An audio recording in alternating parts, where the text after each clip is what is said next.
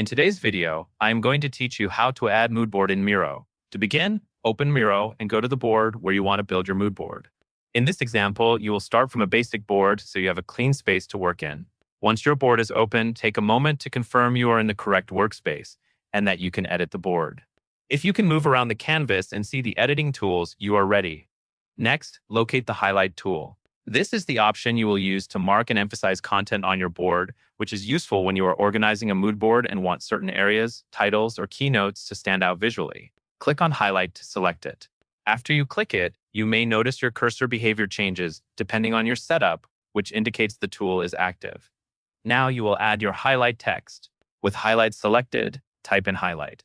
As you type, focus on keeping the text clear and readable. This kind of label can act like a simple header or tag on your mood board, helping you group items like colors, typography, photography style, or inspiration references. If your text does not appear right away, click once on the canvas where you want the label to sit, and then type. Keeping your label near the related content will make the mood board easier to scan later.